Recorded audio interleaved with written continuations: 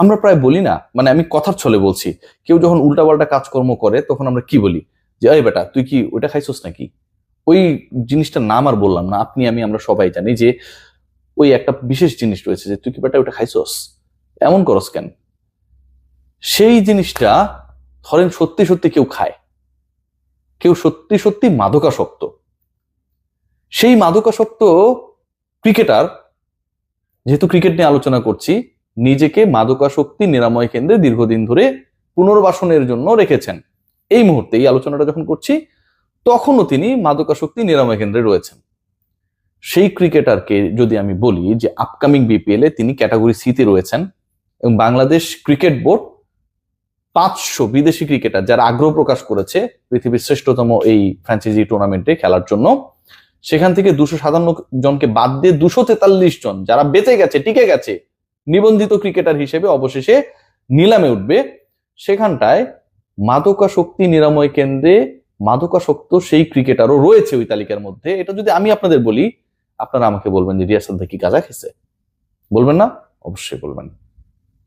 যতটুকু আমার মনে পড়ে যে এই ধরনের কোনো কিছু আমি খাইনি কখনো, এবং এই ধরনের কোনো কিছুর আশপাশও কখনো যাই না, ইভেন সিগারেটও কখনো খাইনি, সত্যি কথা।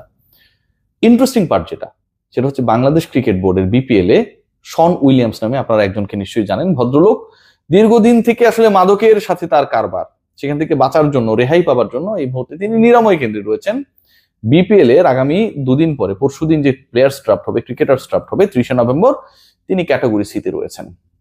আমাদের বিপিএল এ কারা কারা বিভিন্ন দলে খেলতে পারেন তাদের একটা ছোট্ট হাইলাইটস আপনাদের সাথে আলোচনা করছে। এখন এই ক্রিকেটার যদি এখানটায় খেলে, বিসিবি একটা পাইলটিং করতে পারে যে মাদকাসক্ত ক্রিকেটারকে কিভাবে ফ্র্যাঞ্চাইজিগুলো ডিল করবে এবং ডিল করার পর কিভাবে তারা শক্তিশালী হয়ে উঠবে। আবার শন উইলিয়ামস এটাও করতে পারে যে বিড়িখোর সে আরেকজনের বিড়িখোর বানায়, যে গাঁজাখোর সে আরেকজনের বলে যে দোস্ত চেক করে দেখো, জীবন অনেক বড়, তুমি এক দুইবার টান দিলে মারা যাবে না। মানে আইডিয়াটা তো অনেকটা এরকম।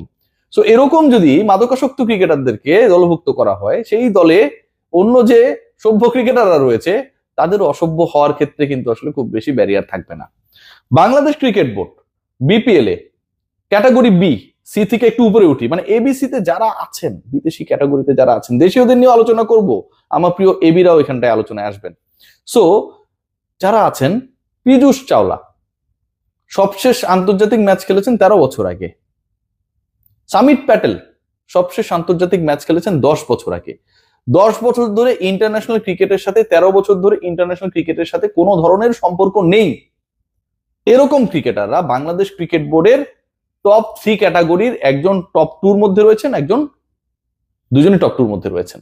আর যিনি মাদক মুক্ত হয়ে বাংলাদেশে আসলে প্রত্যাবর্তনের অপেক্ষায়, তিনি টপ 3 মধ্যে রয়েছেন। কাদের নিয়ে বিপিএল আয়োজিত হতে যাচ্ছে, কারা এই শর্টলিস্ট বানান, কারা বাংলাদেশ প্রিমিয়ার লিগকে পৃথিবীর মহান প্রিমিয়ার লিগে পরিণত করার চেষ্টার কথা বলে ঘোষণা দিয়ে অবশেষে এই ধরনের বিতর্কিত ক্রিকেটারদেরকে লিস্টেড করেন, তাদের মুখমণ্ডলগুলো আমার কাছে মনে হয় যে পীযূষ চাওলা, শন উইলিয়ামস বাংলাদেশে আসার পরে মাদক ছড়িয়ে দেবে কি দেবে না সেই ডিসকাশনটা পরে, বাট এই ব্যক্তিবর্গের আসলে বদনখানি দেখার অধিকার আমার সবার আছে। বাংলাদেশ প্রিমিয়ার লিগ বিপিএল আরো কারা আছে খেয়াল করে দেখুন। এমন ক্রিকেটাররা আছে যেই ক্রিকেটারদের ব্যাপারে, এবং সেই ক্রিকেটাররা শক্ত ক্যাটাগরিতেই রয়েছে, বিভিন্ন মিডিয়া, পুরো বাংলাদেশের টপ নচ মিডিয়া যারা, সবাই এই ক্রিকেটারদের বিভিন্ন ধরনের অপরাধমূলক কর্মকাণ্ডের সাথে সংশ্লিষ্টতা নিয়ে আলোচনা করেছে। আমি শুনেছি, লোকে মুখে শুনেছি যে একজন ক্রিকেটার, তিনি হচ্ছেন ন্যাশনাল টিমে খেলেছিলেন এবং শ্রীলঙ্কার বিপক্ষে তিনি টেস্টে খেলেছিলেন, সেখানটায় খেলতে গিয়ে তিনি নাকি জেমস বন্ড হয়ে গেছিলেন। আমি জানি না মানে জেমস বন্ডের সাথে কেন মিলানো হইল।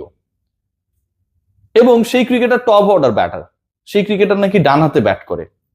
এত আলোচনা, প্রথম আলো পর্যন্ত একটা বিশাল নিবন্ধ ছাপিয়েছিল, আমার অতি প্রিয় তারেক মাহমুদ মনি ভাই সেই রিপোর্টটা করেছিল। মনি ভাই আসসালামু আলাইকুম।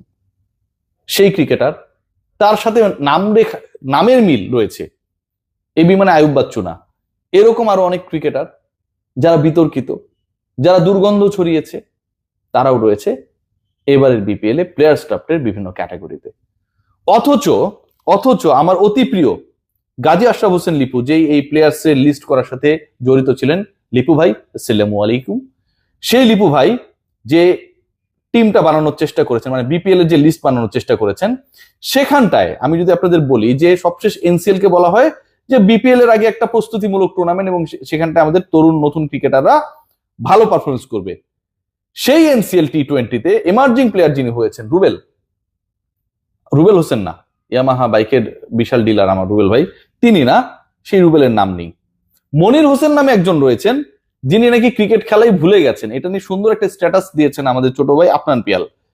রয়েছেন সঞ্জিত সাহা, শাহরিয়ার মাহিম, এমনকি এমন কিছু নাম পাওয়া গেছে যাদের কোনো প্রোফাইল আপনি কোথাও খুঁজে পাবেন না, এরা লোকাল ক্যাটাগরিতে রয়েছে, অথচ NCL T20 emerging player of the tournament তিনি নেই, লিপু ভাই তারে খুঁজে পায়নি কোথাও। আমার অতি প্রিয় লিপু ভাই আসসালামু আলাইকুম। খেয়াল করে দেখবেন যে যেই ক্রিকেটাররা বাংলাদেশকে সার্ভিস দেবে, যেই ক্রিকেটারকে নিয়ে আপনি আসলে পরের পথ চলার পরিকল্পনা করবেন, যেই টুর্নামেন্টকে কেন্দ্র করে আপনি বিশ্বকাপের প্রস্তুতি নেবেন, সেই বিপিএল কে কেন্দ্র করে বাংলাদেশ ক্রিকেট বোর্ডের যে সার্কাস চলছে, এটা দি লায়ন সার্কাস কেউ হার মানায়। এখন পর্যন্ত 10 কোটি টাকার ব্যাংক গ্যারান্টি নিয়ে যে সার্কাস হয়েছে, আমার কাছে যে তথ্য রয়েছে, আপনারা সবার টাকাগুলো যদি পেয়ে থাকেন পাবলিক করে দেন না। পাবলিক করে দিলে কি হবে? তাদের অ্যাকাউন্ট নাম্বার মানুষ জানে যাবে, মানে আমার অ্যাকাউন্ট নাম্বার বা আপনার অ্যাকাউন্ট নাম্বার মানুষ জানে গেলে কি টাকা সব নিয়ে আসবে? সম্ভব এটা? তাহলে তো পৃথিবীতে যত ব্যাংক কর্মকর্তা কাজ করে, এদের কাছে তো দুনিয়ার সবার তথ্য রয়েছে, এরা সবাই ওই ব্যাংক থেকে তথ্য নিয়ে কোটিপতি হয়ে আমেরিকায় চলে যেত, লাস ভেগাসে চলে যেত। আপনারা ওপেন করেন কার কার কাছ থেকে 10 কোটি টাকা আপনারা পাইছেন। একজনও একটা ফ্র্যাঞ্চাইজি কেউই দেয় নাই। বলা হচ্ছে যে চেক দিবে, আরে ভাই এই সব চেক তো রাজশাহীও দিয়েছিল মিস্টার শফিক সাহেব। শফিক ভাই আসসালামু আলাইকুম। শফিক ভাই যে চেক দিয়েছিল, আমার অতি প্রিয় শফিক ভাই, এই চট্টগ্রাম শহরে, আমি এখন চট্টগ্রামে অবস্থান করছি, তাকে তো আটকানো হয়েছিল, তার গাড়িও আটকে রাখা হয়েছে, কারণ চেকের এগেনস্টে যে অ্যাকাউন্টে টাকা থাকার কথা সেখানে কোনো টাকা পয়সা ছিল না। আপনারা চেক নিবেন, আপনারা কি বলে ওটাকে পে অর্ডার নিবেন, এটা নিবেন ওটা নিবেন, আপনারা তো আপনাদের জায়গায় থাকতে পারলেন না, আপনারা তো আপনাদের জায়গায় নাই আইন। এবারের বিপিএল এ অন্তত 3টা থেকে 4টা দল তো বিসিবির পরিচালকরাই নিচ্ছে, পরিচালকদের সাথে সংশ্লিষ্ট দল 3 থেকে 4টা আছে এবারের বিপিএল এ, আছে না? রাজশাহীর 2টা টিম, একটা তো পরবর্তীতে হয়ে গেছে নোয়াখালী, বিসিবির পরিচালকরা আছে না এখানটাতে? আছে। যদি বলেন নাই, এগুলো চ্যালেঞ্জ করেন না, সব বাইর করে ফেলবো। কিন্তু আপনি খেয়াল করে দেখেন, রাজশাহীর টিম সরাসরি বিসিবির পরিচালক, রংপুরে বিসিবির পরিচালক রয়েছে। তো 3-4টা দলে যদি বাংলাদেশ ক্রিকেট বোর্ডের পরিচালকরা সরাসরি থাকে এবং আরেকটা দলে মালিকানার সাথে মেগাস্টার সাকিব খান তার মতো মানুষ থাকে, তাহলে 4টা দল তো আমি কয়ে দিলাম, এই 4টা দলের 4x10 40 কোটি টাকা দেওয়ার সামর্থ্য নাই। আপনারা নিতে পারছেন না, আপনারা নিতে পারেন নাই। যে সিচুয়েশনটা হয়েছে, সেই সিচুয়েশনে মাঝে মাঝে নিজের কাছে মনে হয় যে আমি কি শন উইলিয়ামস, আমি কি মাদকাসক্ত হয়ে গেছে, আমি কি ভুলভাল বকতেছি, নাকি এই ঘটনাগুলো সত্যিই ঘটতেছে যেটা বাংলাদেশ প্রিমিয়ার লিগ বিপিএল এ ঘটছে, যেখানটায় মাদকাসক্তি নিরাময় কেন্দ্রে একজন ক্রিকেটার নিজেই নিজেকে ভর্তি করছে, সেও হচ্ছে এই তালিকার মধ্যে আছে ক্যাটাগরি সিতে। মেগা অকশনে ক্যাটাগরি সিতে শন উইলিয়ামস দেখাবে ভেলকি, জেমস বন্ড। Take care.